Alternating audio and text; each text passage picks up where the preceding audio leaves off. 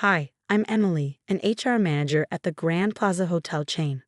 My job has its perks: employee discounts, event planning benefits, and access to our luxury venues. Perks I never imagined could turn my life upside down. But that's exactly what happened when my little sister Kate got engaged. You're the first person I wanted to tell. Kate's voice bubbled through the phone one evening. Tom proposed last night. It was perfect. I couldn't help but smile. Kate and I had always been close, sharing everything since we were kids. I'm so happy for you. Tell me everything. Well, her tone shifted, hesitant. Could we meet for coffee tomorrow? There's something I want to discuss. The next day, I met Kate at Starbucks. She wasn't alone. Amanda, her ever-present friend, sat beside her with a tablet in hand and wedding magazines spread across the table. Red flags should have gone up right then. So Emily, Amanda began before Kate could even speak. Kate tells me you can get amazing discounts on wedding venues through your job. I nodded, stirring my latte. Yeah, it's one of the perks. Employees get significant discounts at any of our locations. Amanda slid her tablet across the table, revealing photos of the Grand Plaza Ballroom, our most prestigious venue. Isn't it perfect? Kate's eyes sparkled as she leaned forward. I know it's a huge favor, but would you help me with the venue? The Grand Plaza is my dream location, but we could never afford it at full price. Of course I'll help, I said, the words spilling out before I could think. You're my sister. Later that day, my coworker Sarah raised an eyebrow when I mentioned it. Be careful with wedding favors, Emily, even with family. Kate's different, I assured her. We've always had each other's backs. If only I had listened. I threw myself into helping Kate plan her perfect day. Tom, her fiancé, seemed oddly quiet about the whole thing, but I assumed he was just letting Kate have her moment. I even got my director's approval to use my employee benefits, everything completely above board. Looking back, I should have noticed the signs. Amanda was always there, whispering in Kate's ear. Kate's requests grew more demanding with each passing week, but I was too busy being the perfect big sister to see the cracks forming. As the wedding day approached, things spiraled out of control. Small requests turned into extravagant demands. The original menu isn't good enough anymore, I asked during yet another planning meeting. Amanda interjected before Kate could respond. Seafood. Premium options. It's what they served at my cousin's wedding. Kate didn't even glance up from her phone. We need the upgrade. You can make that happen, right? Every time I hesitated, Amanda would chime in, her voice sugary sweet. Come on, Emily. It's your sister's special day. Don't you want it to be perfect? One evening during a venue walkthrough, Tom pulled me aside. Emily, there's something you need to know about. There you are. Amanda's voice cut through the air as she appeared, linking arms with Kate. We need to discuss the honeymoon suite upgrade. Tom shot me a worried look but fell silent as Kate dragged him away. I should have pressed him to finish that conversation.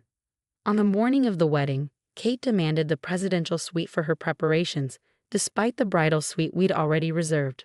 By the time the ceremony started, I was running on fumes from handling one crisis after another. During the reception, Kate clanked her glass to signal the speeches. My stomach tightened when Amanda grabbed the microphone. I'd like to thank everyone who made this magical day possible. Amanda's voice dripped with sweetness as she addressed the crowd, a sly smile playing on her lips. Especially Emily, who so generously used her employee benefits. She leaned in conspiratorially, stage whispering. Though between us, I'm not sure all of it was exactly company approved. Awkward laughter rippled through the room. My face burned as I tried to process what she just said. Kate joined in, her tone light and playful. Well, what are big sisters for, right? Though maybe next time, Emily, check what's actually covered before making promises. My phone buzzed, cutting through the humiliation. An urgent email from HR flashed on the screen. Subject: Immediate investigation. Benefit fraud allegations. Stumbling to the bathroom, I felt the walls closing in. I was hyperventilating when Sarah found me. Emily, she said, her voice low. Corporate received a formal complaint about fraudulent use of employee benefits. They've suspended your access while they investigate. Whoa, the realization hit like a punch to the gut. Kate, she filed it, didn't she? Sarah's grim expression was all the confirmation I needed. The complaint came in last week, from both Kate and Amanda. I stumbled back into the ballroom, barely able to breathe. Across the room, Kate and Amanda stood by the cake, giggling and taking selfies, oblivious to the wreckage they'd left behind. Kate beamed when she saw me, her smile as radiant as ever. "Oh, by the way," she chirped, "Amanda's uncle is a director at Grand Plaza's corporate office. He was very interested in hearing about our little benefit arrangement." The room spun as the pieces clicked into place. This wasn't an accident. This had been their plan all along, to use me, twist the narrative, and leave me to bear the consequences. My sister, the person I'd moved mountains to help, had betrayed me. But as I watched them laugh, something inside me hardened. If they wanted to play games, fine. Game on. 3 days. That's how long I was suspended while corporate investigated. My hands trembled as I stared at my locked computer screen. Sarah popped her head into my office. "Remember the screenshots I told you to take of Kate's requests? Time to use them." I nodded, pulling out my phone and scrolling through months of texts and emails. "Here's one," I said, pointing to a message. "Kate specifically asked me to check with corporate about using my benefits, and here's their approval." "Got something better," Sarah said, placing a USB drive on my desk. "Security footage. It's from your venue meetings, including the one where Amanda practically dictated the complaint." Before I could respond, my phone buzzed. It was Tom. "Emily," he said, his voice heavy.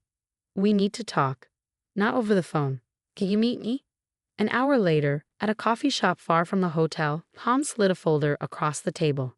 "Kate left these at our apartment," he said quietly. "Text messages between her and Amanda. They go back 6 months." I flipped through the pages, my blood running cold. 3 other venues.